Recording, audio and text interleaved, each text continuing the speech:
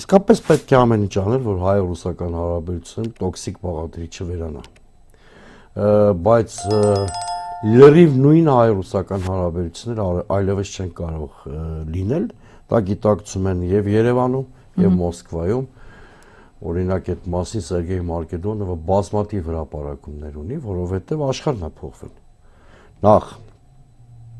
Ռոբերտ Քոչյանի պաշտոնավարման ամենավերջում տեղի ունեցավ Ռուսաստան արևմուտք հարաբերությունների նոր համակարգը, դա Մյունխենի հայտնի ելույթը Պուտինի 2007 թվականին է եղել։ Քոչյանի պաշտոնավարման ընթացքում շատ ավելի դյուրին էր կոմպլիմենտար քաղաքականություն վարելը կամ փոխլրացման, ամենևին սա չեմ ասում արդարացնելու համար Փաշինյանի արկածախնդրությունը, որովհետև Ռուսաստանի եւ Արևմուտքի հակադրությունը կամ էսկալացիան այս մակարդակի վրա չէին։ Այդ էսկալացիան սկզբնավորվեց 2007 թվականին, երբ որ արդեն Քոչյանի պաշտոնավարման ամիսներ էին մնում։ Սա մեկ, որ էապես այլ աշխարհում ենք ապրում։ Երկրորդը 2011-12 թվականներից փոխվեց Ռուսաստանի մերձավոր արևելյան քաղաքականությունը, այսինքն նրանք սկսեցին վարել հավասար հեռավորության քաղաքականություն,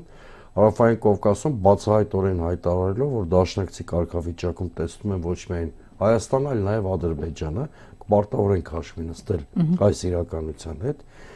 Հենց դրանից ծնվեց առաջի պատերազմից հետո հաստատված ստատուս քվոն փոխելու անհրաժեշտությունը Մոսկվայում, այսինքն ռուսները մեզ պարզ ասեցին, որ չեն կարող երաշխավորել այն ստատուս քվոն, որը գոյություն ուներ առաջի պատերազմից հետո, այդպես ծնվեց Լավրովի պլանը, այդպես ծնվեց 5 գումարած 2 լուծումը եւ այլն, բայց չեմ ուզում շատ կենտրոնանալ դրա վրա, այսինքն արմատապես բան փոխվեց։ Եվ վերջապես էապես հայ-ռուսական հարաբերություններում բան փոխվեց 44 օրյա պատերազմից, բայց հատկապես Արցախի կորստից հետո։